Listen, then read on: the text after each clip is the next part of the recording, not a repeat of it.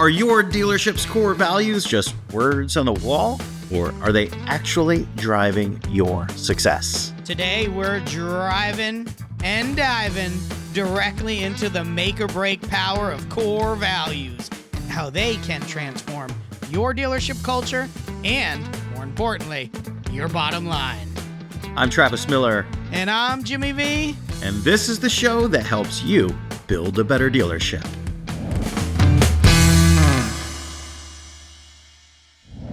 All right, all you better dealerships, we're jumping right into better ideas in this episode with something that is critical, huge importance. It's been of tremendous value in our own business and the businesses, countless businesses that we've worked with and helped over the years.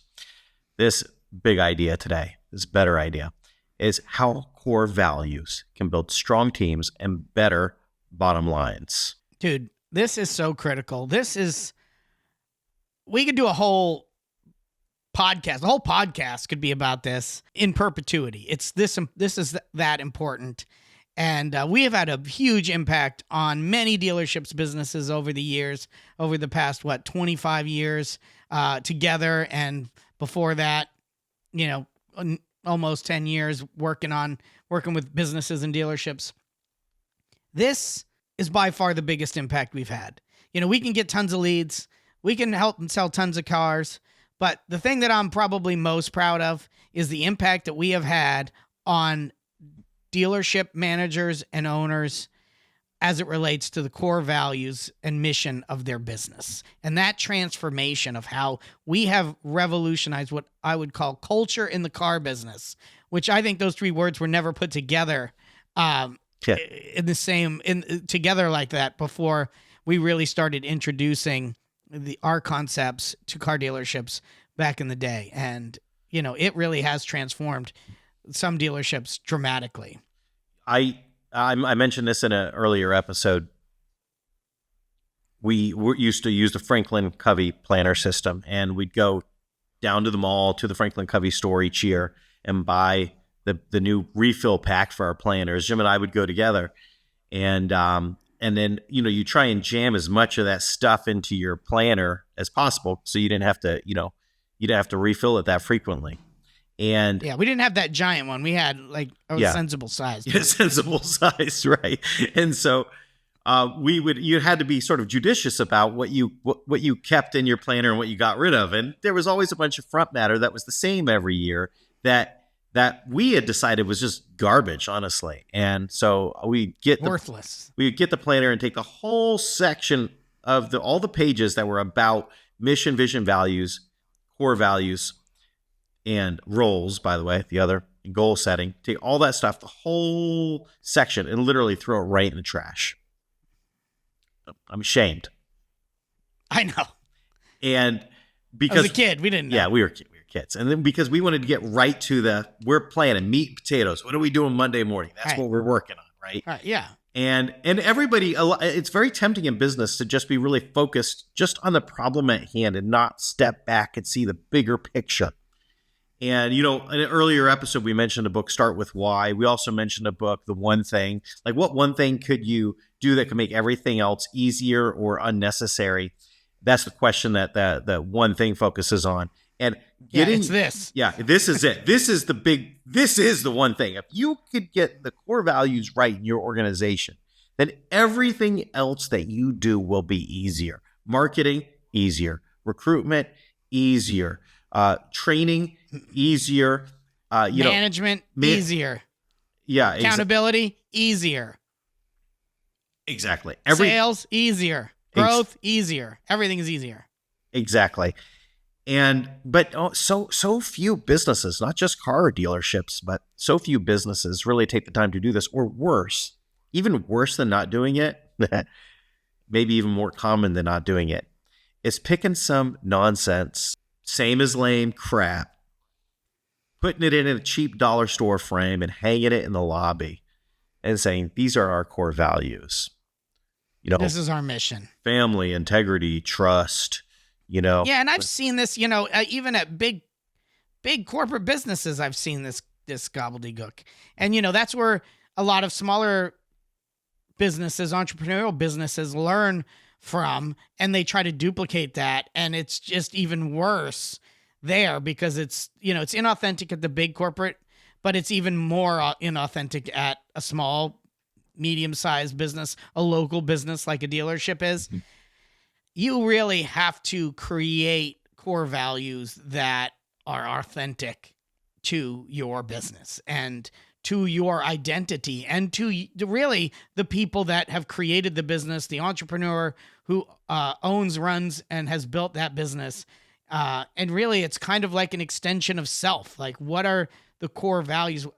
What are your core values? And how do those core values intersect with how you think business ought to be conducted? Mhm. And that combined with some input from your team is where the core values come from.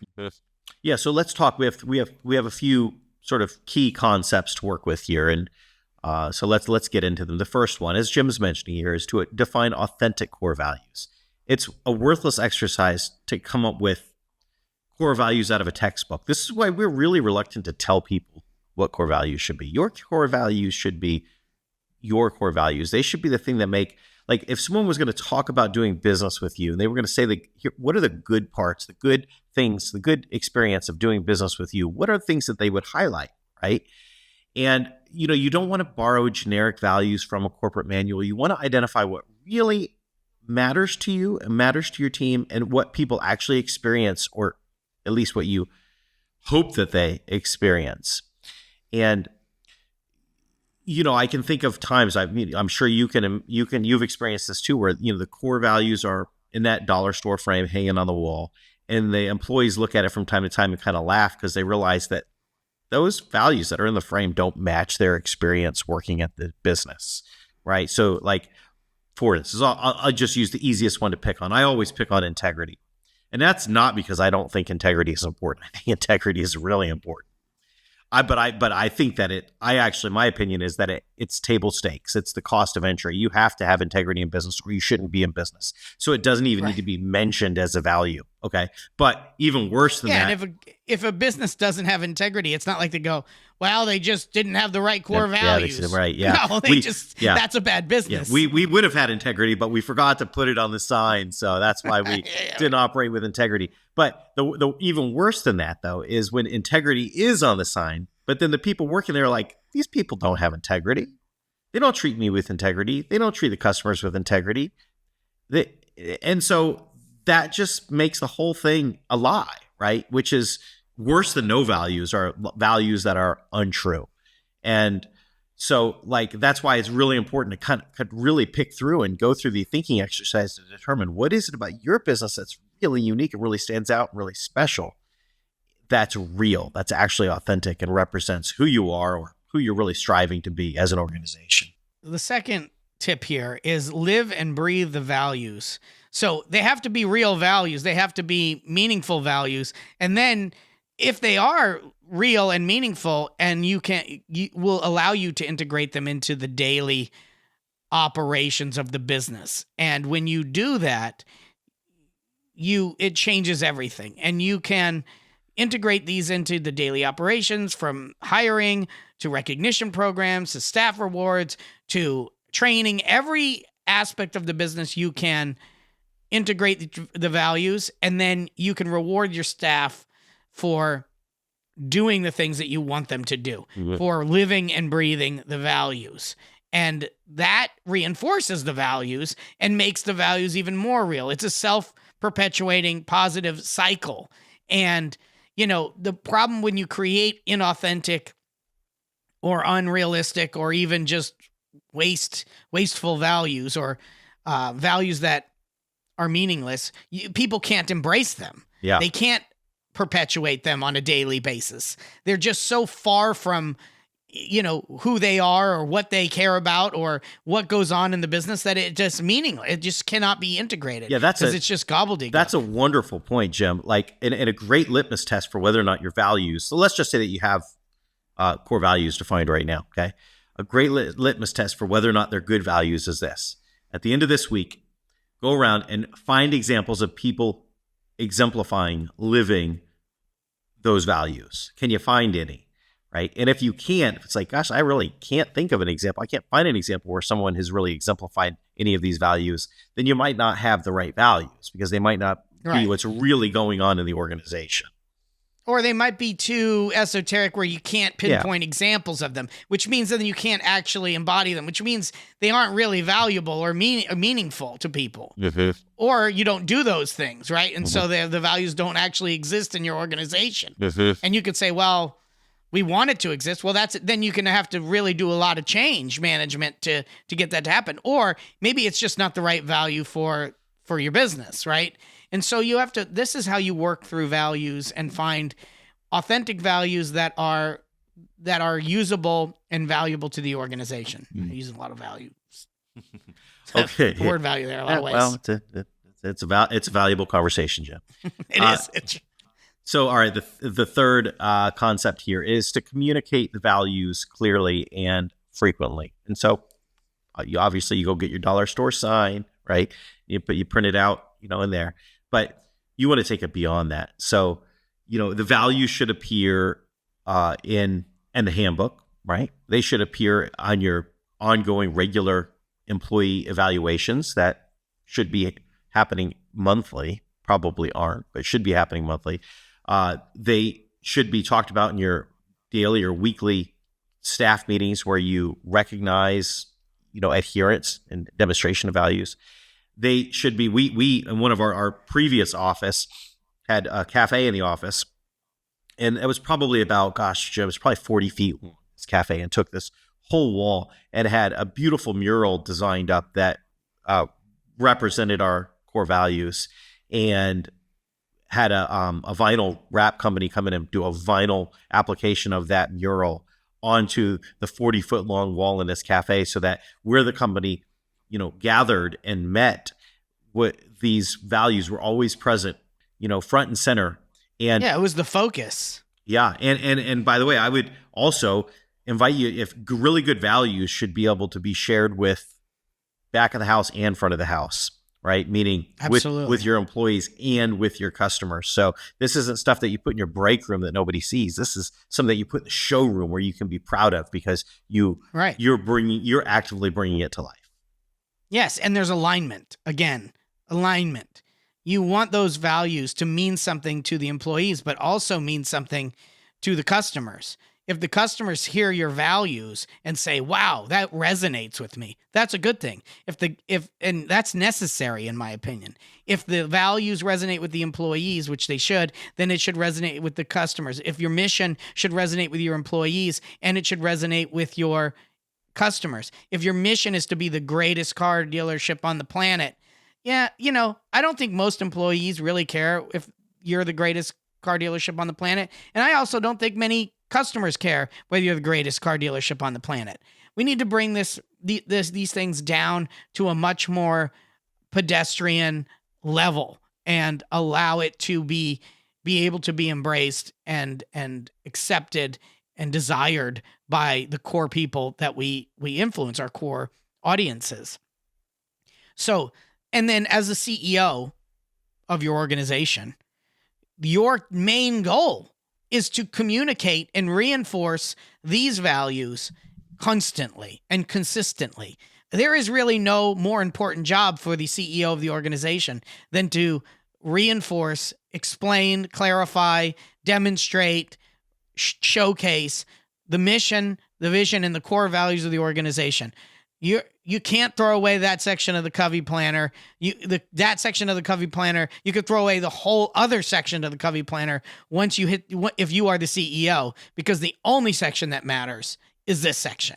That's how critical it is. That's how valuable it is. That's how impactful it is. And if you really want to grow your bottom line, that is the mindset and the focus, and you will see the impact and difference it makes. Well, what do you think? Are you enjoying this episode? If so, please press that like button and subscribe to the channel. That way you can keep up with everything that we're doing, and turn the notifications on so that way you never miss an episode in the future. Hey, let me ask you, do you have any friends in the business? Maybe?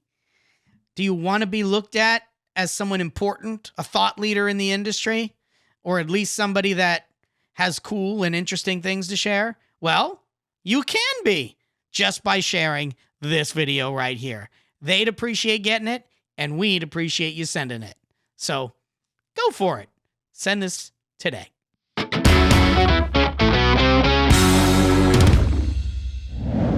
All this talk about values, it's time to share something really valuable with you in today's Better Resources segment. And we've got a great tool. This fits perfectly well with what we've been talking about. It's something called the Values Deck. 72 conversation cards. This is a deck of cards, 72 cards. Each features a core value, a potential core value, with descriptions on the front and thought-provoking questions on the back.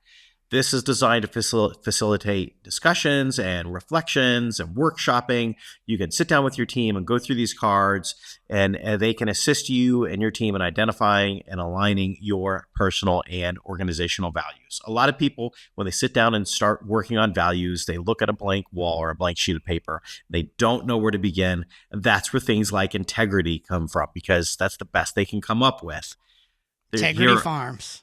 There are 72 other ideas found in this deck of cards that can help get the juices flowing and get you working on some ideas for values that really feel like a good fit for your organization. Yeah, these cards can be used to just foster conversations around values and connect and create cohesion in an organization. I like what you're talking about, Travis. If you haven't really solidified your core values yet in your organization and you're looking for some help, you're looking for a place to start, these cards are a great resource because you can take them and start going through the values that are on the 72 values and start having a conversation about them, start understanding what they mean and what they're about, and then determine, what are the, 7 core values that really resonate with our organization, our team, and those are going to be our core values. And so this is a great way to begin the conversation and really kind of help create and shape your core values if you don't have those really solidified at this point. And also, after that, as I said, you can use them to have conversations about values in the organization, because just because something is not a core value to your organization doesn't mean it's not valuable to your organization. Doesn't mean that it doesn't happen in your organization or you don't want it to happen in your organization. It's just not the core focus of the organization. And so, these are these tools that really play an important role in not only shaping, but in reinforcing the important things in an organization. This deck of cards costs $22. You can find it at story.solutions/store. Check it out.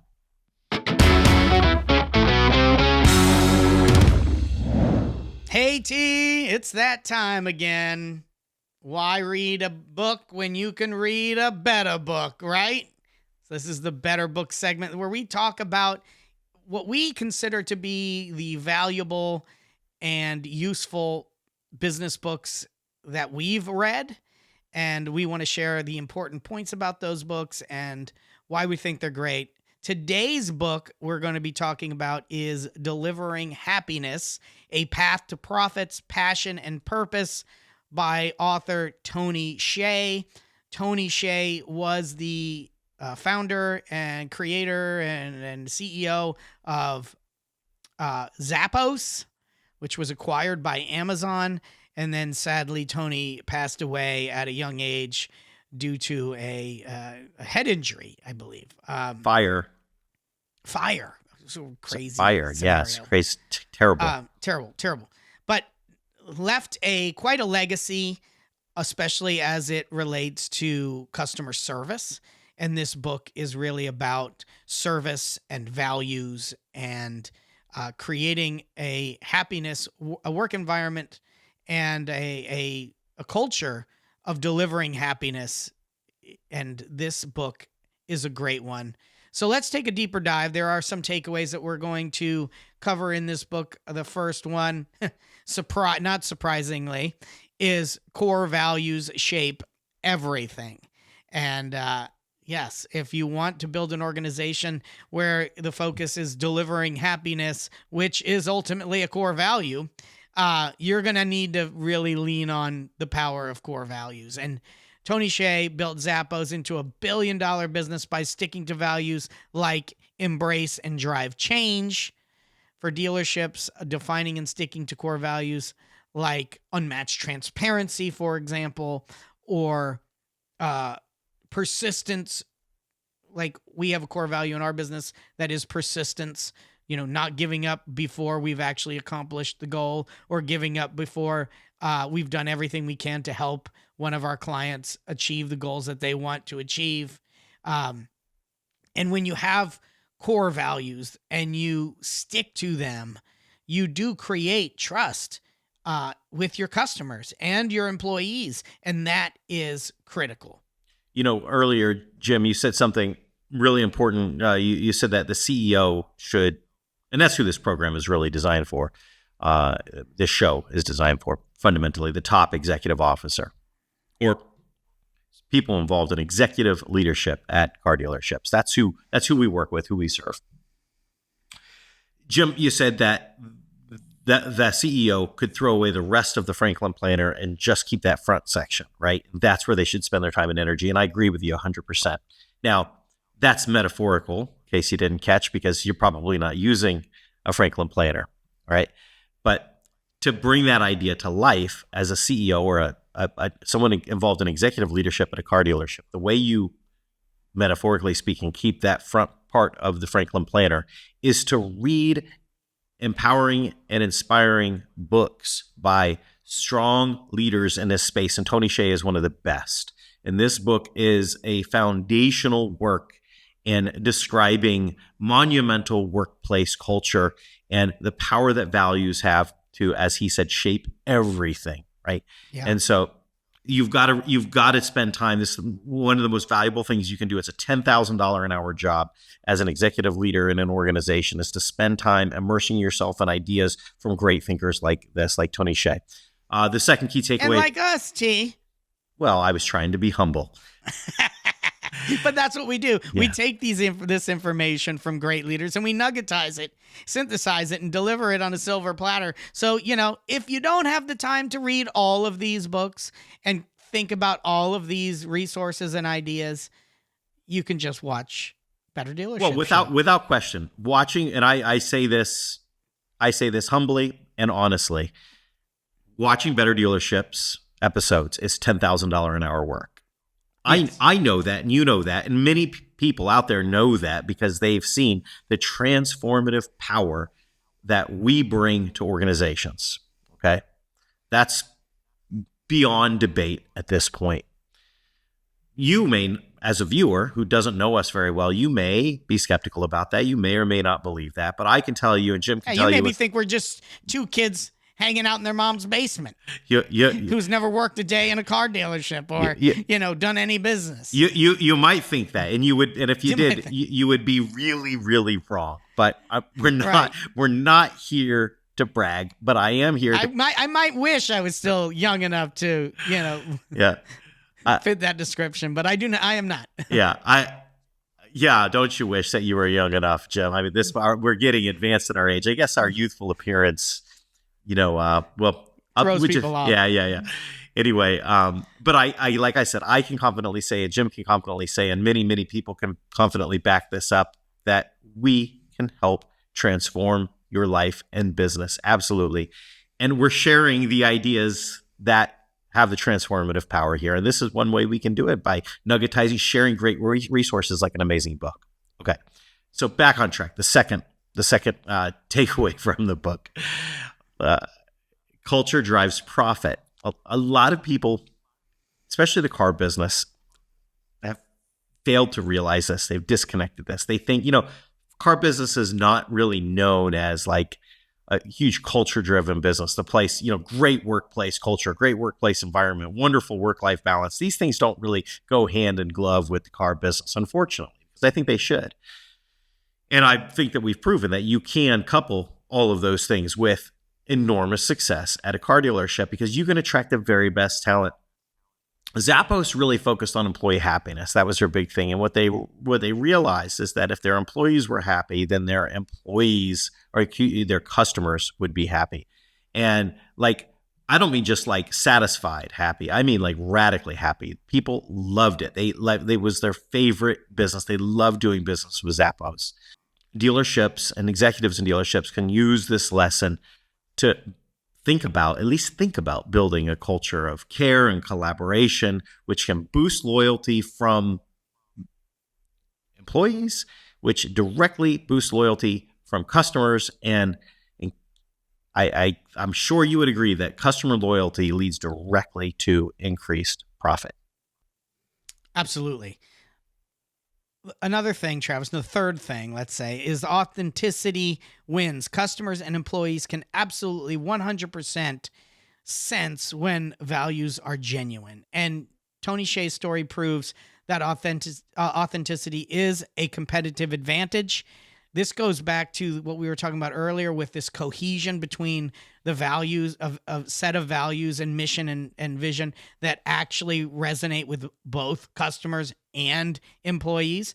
And this is what you were just saying. He focused on delivering happiness to the employees, which then translated over to the employees to the customers, because they know that they know what happy employees sound like, and they know what not happy employees sound like. If you've ever been on the phone with someone from an organization, you can kind of tell when they're happy about it being there and when they're not. And, they put that not only into, the behind the scenes, but they built it into everything that they did.